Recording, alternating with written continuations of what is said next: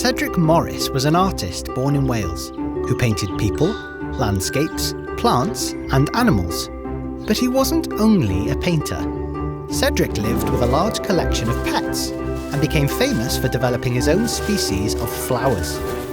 Some people say that Cedric Morris liked plants and animals more than he liked people. Cedric's father was a famous rugby player and businessman, and his mother was an artist. His family were baronets, which means they were sirs and ladies. So why did young Cedric love art and nature? Maybe it was because when he was a baby, his mother gave him beautiful flowers to play with. He also went to 2 schools, one close to the countryside, where the children could run wild outdoors, and the other was home to a world-famous collection of dried plants. Or maybe, like many of us, he was amazed by the natural world outside the window. Perhaps you can see a bird flying outside right now. Cedric loved birds, and his paintings are alive with colour and character, but he didn't try to paint them too precisely. Instead, he tried to capture their personalities. Later, he became an environmentalist. He was interested in protecting the natural world around him. And although most of us care about the environment today, in the 1950s it was a new and unusual idea. Cedric even dedicated a painting to the wild birds he had seen, sadly poisoned by chemicals.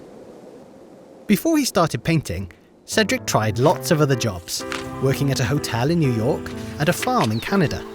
He later returned to London to study singing, but gave it up to study art in Paris. He mostly taught himself though, developing his own painting style with bold shapes and colours. When he returned to England, it was the start of the First World War, and Cedric wanted to help. As an experienced horseman, he was asked to look after and train the army horses, rather than fight in Europe. I wonder how he felt about taking care of these animals, and then sending them off to battle. After the war, Cedric met the love of his life, painter and sculptor Arthur Let Haynes, and they moved to the countryside together to be surrounded by nature. They also opened an exciting and unusual art school where they taught many famous artists, including the painters Maggie Hamling and Lucian Freud.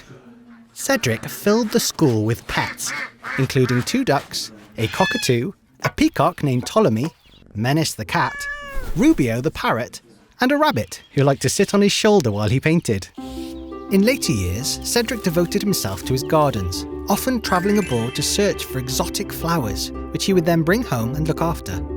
Today, he is remembered for his flowers, as well as his paintings of them. Sometimes he named flowers after his pets, and if you visit a garden centre today, you might find an iris called Benton Rubio, or a Benton Menace, or even a geranium or a rose named after Cedric Morris himself. Is there anything you love so much that you would like to have one named after you?